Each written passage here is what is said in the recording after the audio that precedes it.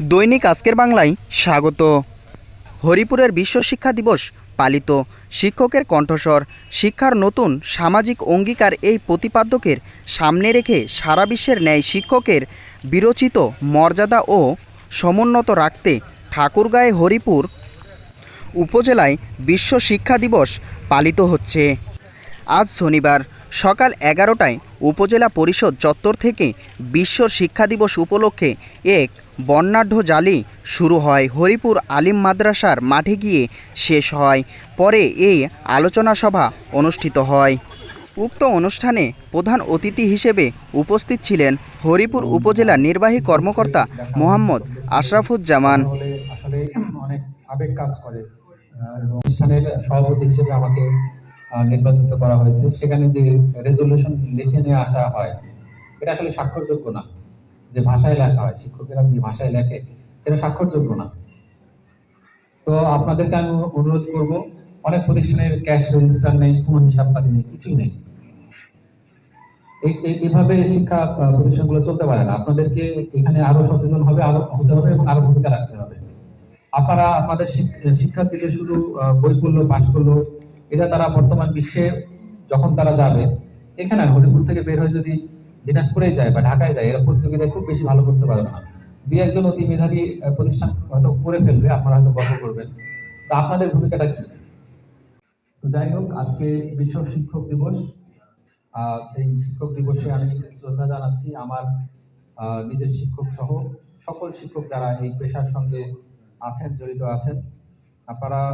আপনাদের কথা কিন্তু মানুষ শুধু শিক্ষা প্রতিষ্ঠানে না, সমাজেও আপনাদের কথা মানুষ শুনে বা শ্রদ্ধা করে। যে কোনো বিষয়ে আপনারা যদি দৃষ্টি আকর্ষণ করেন, সমাজের যে কোনো অন্যায়ের প্রতিবাদ করেন, বাল্য বিয়ে প্রতিরোধ করেন, এই ধরনের সামাজিক বিষয়গুলো আপনারা ভূমিকা রাখবেন। সেটাই বলা হয়েছে যে সামাজিক অঙ্গীকারটা আপনাদেরকে পালন করতে হবে।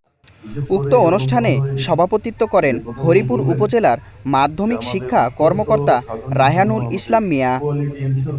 ডিবেটিং ক্লাব, সায়েন্স ক্লাব, আর কুইজ প্রতিযোগিতা হতে পারে, খেলাধুলা হতে পারে। আমরা অনেকেই বলি যে নতুন একটা স্বাধীন আমরা দেশ পেয়েছি। এই সরকার ক্ষমতায় আসার পর থেকে আমাদের এই যে অধিকারগুলো বলার একটা জায়গা, একটা প্ল্যাটফর্ম তৈরি হয়েছে। কি হয় কিনা বলেন দেখি। এবং আমরা শিক্ষা অফিস, আমরা যে আছি এখানে 493টা উপজেলায়, এবং আপনাদের এই সমস্ত রকম দাবি দাবার সাথে আমরা একমত। আমরা ইতিমধ্যে শিক্ষা ভবন এবং সচিবালয় আপনাদেরকে নিয়ে কিন্তু আন্দোলনও করেছি একই ব্যানারে। কি করিনি আপনারা জানেন, দেখছেন। প্রাথমিকের ঠিক একই অবস্থা, যে একজন সহকারী শিক্ষিকা তাদের দাবি শিক্ষক যে 10ম গ্রেড, এটা অত্যন্ত যৌক্তিক। প্রধান শিক্ষকের যে দাবি দাবাগুলো, সেটাও যৌক্তিক। সবগুলো যৌক্তিক দাবি আমরা একত্রে ইনশাল্লাহ এটা আদায় হবে। এটা হতেই হবে, এটা হতেই হবে।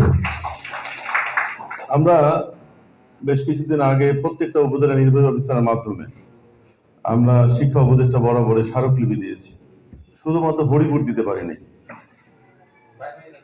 প্রাইমারি দিয়েছে, মাধ্যমিক আমরা দিতে পারিনি। এটা আয়োজনও ছিল, কোনো কারণে দেওয়া হয়নি। এটা আমরা স্মারকলিপি আমরা অচিরেই আপনার মাধ্যমে শিক্ষা উপদেষ্টার কাছে পাঠাবো।